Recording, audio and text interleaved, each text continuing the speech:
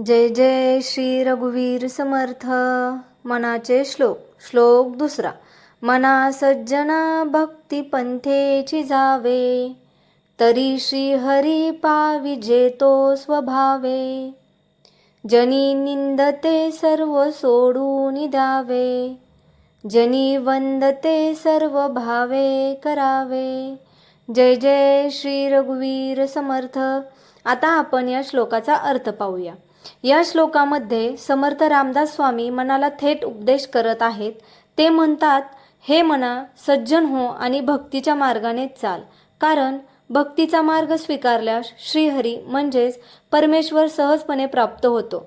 यासाठी फार कष्ट किंवा दिखावा आवश्यक नाही। निर्मळ मन आणि श्रद्धा असेल तर देव आपोआप जवळ येतो। पुढे समर्थ सांगतात की समाजात जे काही निंदनीय आहे, म्हणजेच वाईट विचार, दुर्गुण, वाईट वर्तन, अहंकार, मत्सर, लोभ यांसारख्या गोष्टी, त्या सर्वांचा त्याग केला पाहिजे।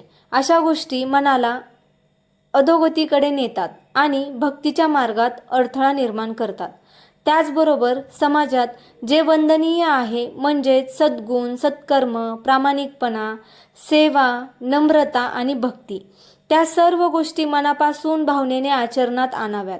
केवळ बाह्य पूजच नव्हे तर अंतःकरणातून केलेले सदाचरण हेच खरी भक्ती आहे, असा या श्लोकाचा संदेश आहे। एकूणच भक्तीचा मार्ग स्वीकारून दुर्गुणांचा त्याग करणे आणि सद्गुणांचे आचरण करणे, यामधूनच ईश्वर प्राप्ती शक्य आहे, हे या श्लोकातून समर्थ स्पष्टपणे सांगतात।